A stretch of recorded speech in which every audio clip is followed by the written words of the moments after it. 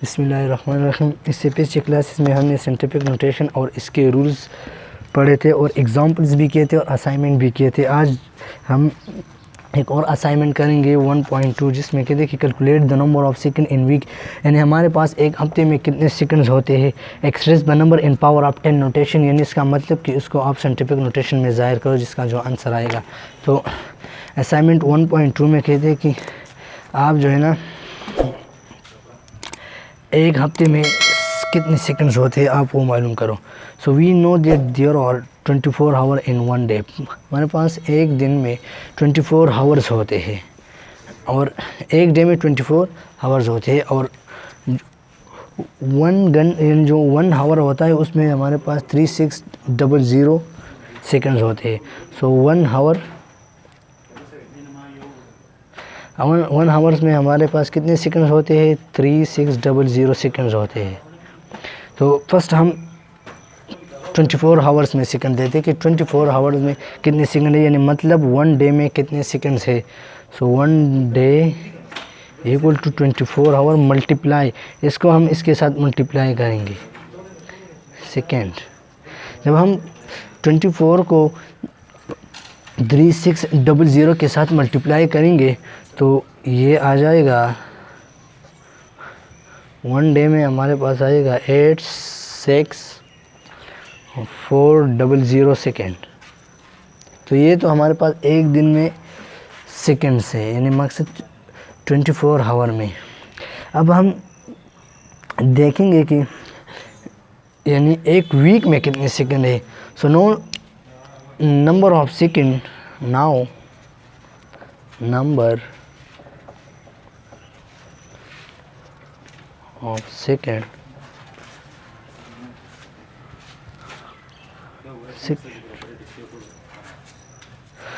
now number of second and 7 days या 1 week or 1 week 7 days mean 1 week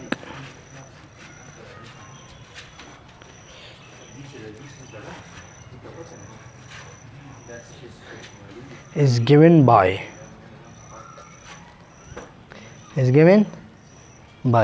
सो जिस तरह हमने फर्स्ट 1 आवर में हमारे पास 3600 सेकंड्स होते हैं, तो उसको हमने तो 1 डे में 24 आवर्स होते हैं, तो इसको हमने 24 आवर्स के साथ मल्टीप्लाई किया तो 86400 आ गया। और अब हम 86400 को यानी 7 डेज यानी 1 वीक के साथ मल्टीप्लाई करेंगे तो 7 डेज 7 मल्टीप्लाई 86400 सेकेंड। अब हम इसको इसके साथ मल्टीप्लाई करेंगे। जब हम इसको इसके साथ मल्टीप्लाई करेंगे तो हमारे पास 7 डेज यानी 1 वीक में जो सेकेंड होंगे वो है 604800 सेकेंड। ये हमारे पास 1 वीक में इतने सेकेंड होंगे।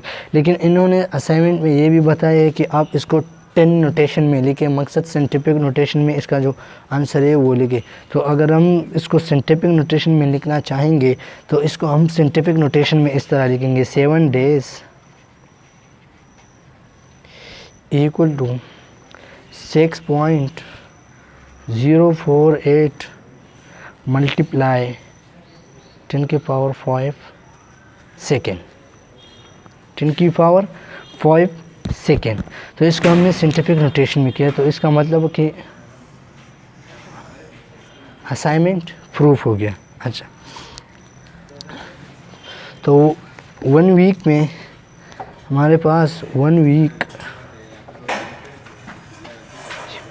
6.048 मल्टीप्लाई 10 की पावर 5 सेकेंड होते हैं। अच्छा, अब हम दूसरी तरफ जाते हैं कि क्या है। अच्छा, इसमें तीसरा एग्ज़ाम्पल भी है 1.3 एग्ज़ाम्पल, और 1.3 एग्ज़ाम्पल वो स्मॉलेस्ट मॉलिक्यूल पर 1.3 एग्ज़ाम्पल है। तो ये कहते हैं कि the smallest molecule is the diatomic hydrogen, यानी H2 with a bond length of 0.0000074 metre. ये स्मॉलेस्ट मॉलिक्यूल का डाई एटॉमिक हाइड्रोजन है। तो right the answer in standard form, यानी इसका आंसर आप स्टैंडर्ड फॉर्म में लिखो, स्टैंडर्ड फॉर्म या साइंटिफिक नोटेशन में लिखो। तो देखते हैं कि एग्ज़ाम्पल 1.3 यानी इसका आंसर हम स्टैंडर्ड फॉर्म या साइंटिफिक नोटेशन में कैसे लिखेंगे, तो मैं आपको प्रूव करता हूँ यहाँ पर। तो ये हमारे पास example 3। So smallest molecule the diameter hydrogen जो दिया है, तो राइट यानी इसका जो आंसर आ जाएगा उसको आप यानी ये दिया हुआ है और इसको जो है ना आप क्या करो साइंटिफिक नोटेशन में लिखो। तो इसको अब हम साइंटिफिक नोटेशन में करें, हम इसको साइंटिफिक नोटेशन में कैसे लिखेंगे। अच्छा, इन्होंने जो वैल्यू दिया है, जो बॉन्ड का लेंथ है, जो बॉन्ड का लेंथ है इन्होंने वो दिया है 0.000000074 मीटर। अच्छा, अब इसको हम साइंटिफिक नोटेशन में लिखेंगे। तो अगर इसको हम साइंटिफिक नोटेशन में लिखें तो इसको हम साइंटिफिक नोटेशन में सिंपली इस तरह लिखते हैं, बॉन्ड लेंथ, जो बॉन्ड का लेंथ है वो वैल्यू इन्होंने दिया है, ये वैल्यू दिया है। तो ये कहते हैं कि आप इसको साइंटिफिक नोटेशन में लिखो। तो साइंटिफिक नोटेशन में हम इसको इस तरह लिखेंगे कि 7.4 मल्टीप्लाई 10⁻11 मीटर। तो ये इसका आंसर है, यानी इसको हमने साइंटिफिक नोटेशन में लिखा है। अच्छा, एग्ज़ाम्पल भी हो गया। अब असाइनमेंट है, इन्होंने एक और असाइनमेंट दिया है। इन्होंने असाइनमेंट दिया है 1.3 और असाइनमेंट 1.3 में ये क्या कहते हैं, average mass of house fly, यानी हाउस फ्लाई का एवरेज मास, जो इन्होंने हाउस फ्लाई का एवरेज मास दिया है। तो हाउस फ्लाई यानी मक्खी, ये वाला हाउस फ्लाई है, तो इसका एवरेज मास दिया है। तो ये क्या कहते हैं, इडेंट हाउस फ्लाई, यानी इसका जो बायोलॉजिकल नेम भी दिया है Musca domestica, is having a mass of only about, ये दिया है 0.0000214 kg, ये इन्होंने एवरेज मास दिया है। Express the number in standard form और साइंटिफिक नोटेशन, इसको आप स्टैंडर्ड फॉर्म में लिखें। स्टैंडर्ड फॉर्म का मतलब यानी साइंटिफिक नोटेशन में आप इसको लिखे, तो हाउस फ्लाई का इन्होंने जो एवरेज मास दिया है इसको आप साइंटिफिक नोटेशन में लिखो। जो हाउस फ्लाई का इन्होंने यानी जो मास दिया है इसको साइंटिफिक नोटेशन में लिखो या स्टैंडर्ड फॉर्म। तो हाउस फ्लाई का जो मास इन्होंने, तो mass of house fly, first हम जो मास ऑफ हाउस फ्लाई को फर्स्ट हम असाइनमेंट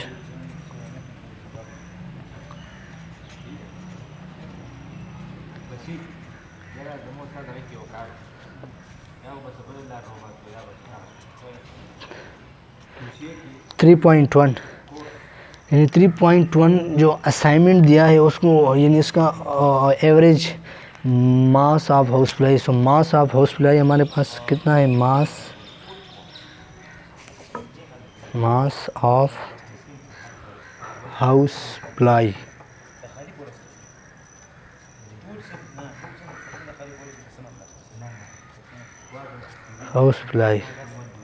तो मास ऑफ हाउस फ्लाई इन्होंने जो दिया है वो है 0.0000214 kg, जिन्होंने मास ऑफ हाउस फ्लाई दिया है। तो देखिए देखिए आप इसको साइंटिफिक नोटेशन में लिखो।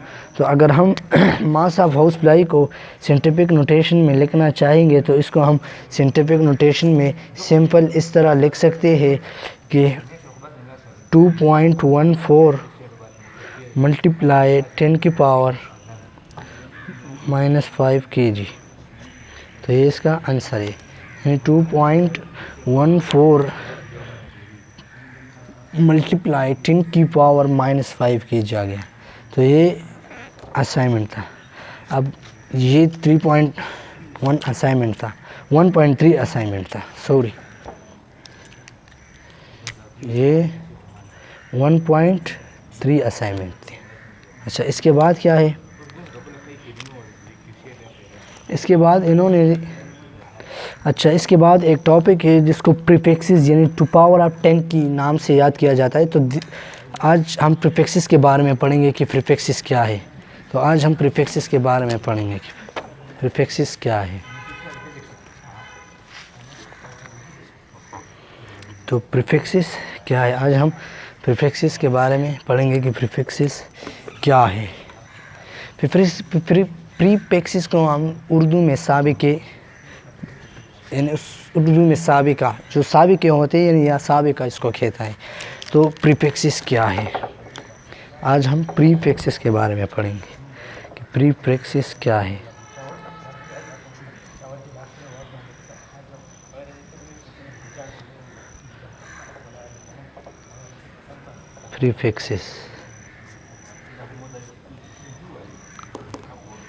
प्रीफिक्सेस क्या है।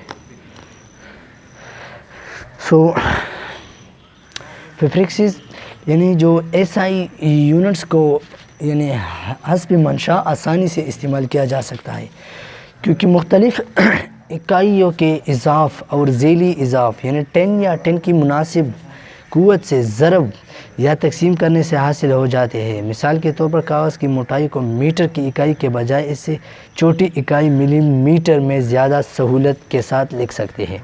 इसी तरह अगर दो शहरों के दरमियान तवील फासले को मीटर से बड़ी इकाई किलोमीटर में लिखना ज़्यादा मुनासिब होता है। लंबाई, कमियत और वक्त के बालाई इज़ाफ़ और ज़ेली इज़ाफ़ जदोल यानी 1.4 में दिया गया है। तो 1.4 उसकी तरफ हम आते हैं, लेकिन यानी जो बातें मैंने उर्दू में किया, अब मैं इसको इंग्लिश में ट्रांसलेट करता हूँ।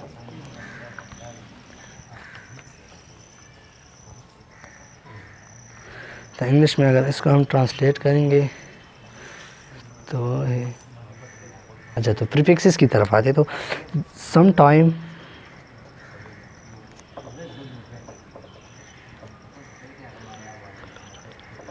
we have to deal with quantity.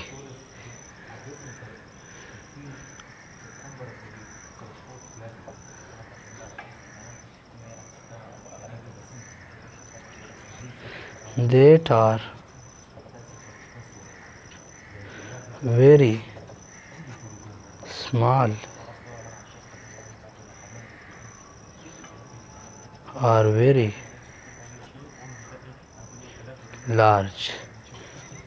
जैसा कि पहले मैंने बताया कि फ़िज़िक्स में बाज़ दफ़ा हम या तो बहुत बड़ी क्वांटिटीज़ होती है या इसको बहुत आसान यानी बहुत स्मॉल क्वांटिटीज़ होते हैं। So as compare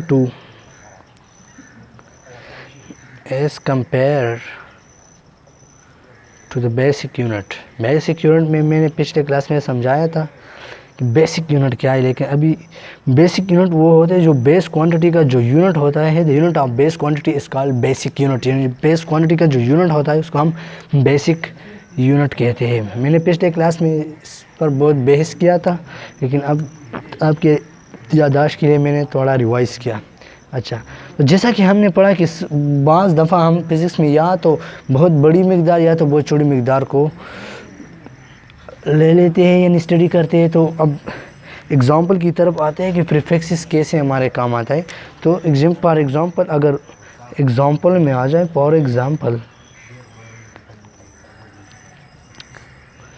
to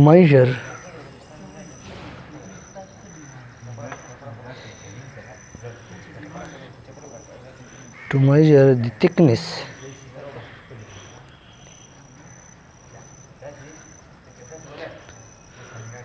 of a paper। अगर आप पेपर का थिकनेस मालूम करना चाहेंगे तो आपको किस चीज़ की ज़रूरत पड़ेगी? We need smaller unit.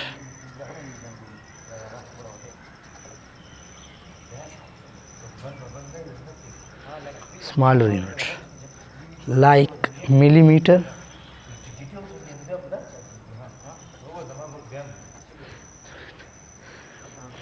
और मिलीमीटर जो है ना वो रेदर देन मीटर, यानी ये मीटर से रेदर देन मीटर।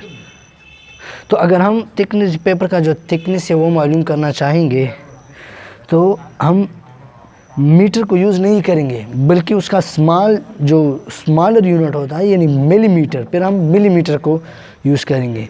या सिमिलरली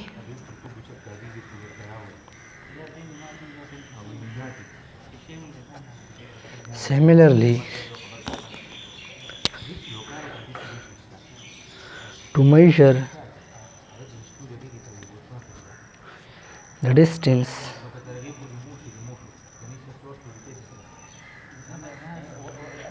between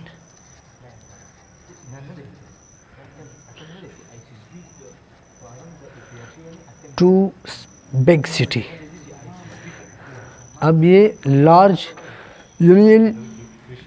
लार्जर क्वांटिटीज़ है। जब हम दो सिटी के दरमियान में जो डिस्टेंस है, अगर हम उसको फाइंड करना चाहेंगे तो फिर हम क्या करेंगे? सो बिग सिटीज़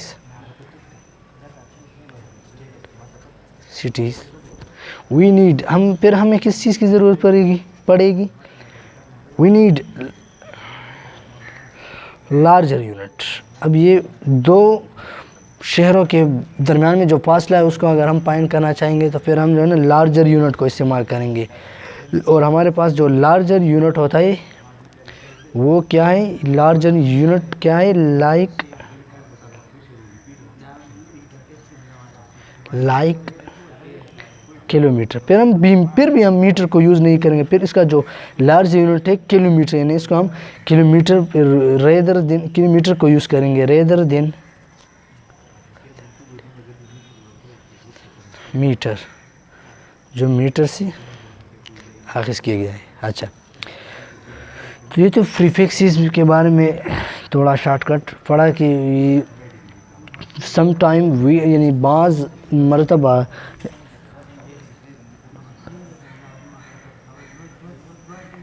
हम या तो बहुत बड़े क्वांटिटीज़ को स्टडी करते हैं या बहुत छोटे, तो फिर हमें इसमें प्रीफिक्सेस की मदद से हम उसको फाइंड कर सकते हैं, प्रीफिक्सेस से फिर हम मदद ले सकते हैं। अच्छा, तो जो prefixes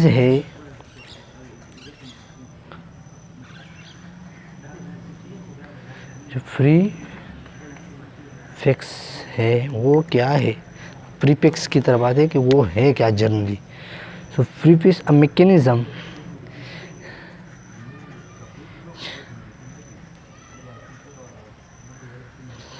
through which a very small or very large number is expressed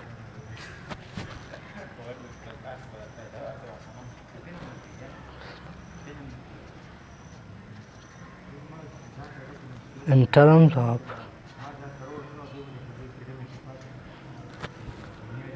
power of 10, जो हमारे पास power of 10 by giving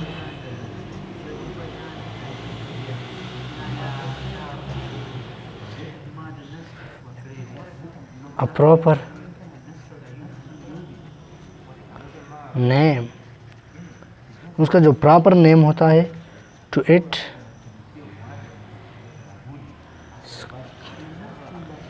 called prefixes या प्रीफिक्स या टू द पावर ऑफ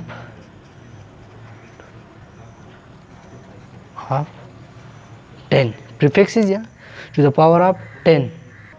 अच्छा, तो mechanism through which very small, और ये हमारे पास वो मैकेनिज्म है जिसमें या तो बहुत बड़ी या तो बहुत स्मॉल या तो बहुत लार्ज नंबर, जिसको हम यानी टर्म पावर ऑफ 10 को हम पावर ऑफ 10 में ले लेते हैं, फिर उसका गिवन नेम देते हैं, उसका एक नेम देते हैं। तो फिर प्रीफिक्सेस के नेम्स की तरफ मैं आता हूँ कि हमारे पास कौन कौन से प्रीफिक्सेस होते हैं, उसका मैं एक टेबल बनाता हूँ प्रीफिक्सेस का। यहाँ पर मैं प्रीफिक्सेस का एक टेबल बनाता हूँ। इसमें फर्स्ट है पावर, 10 की जो पावर हो, फिर प्रीफिक्स जो हमारे पास प्रीफिक्स होगा,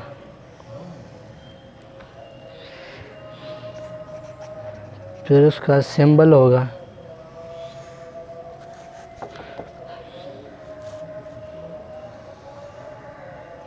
फिर पावर होगा, प्रीफिक्स होगा और उसका सिंबल होगा। तो प्रीफिक्सेस की तरफ आते हैं। तो हमारे पास जो 10 की पावर, जब 10 की पावर -18 आ जाए तो ये हमारे पास क्या है, 8 हो। इस प्रीफिक्सेस का नाम क्या है, 8 हो।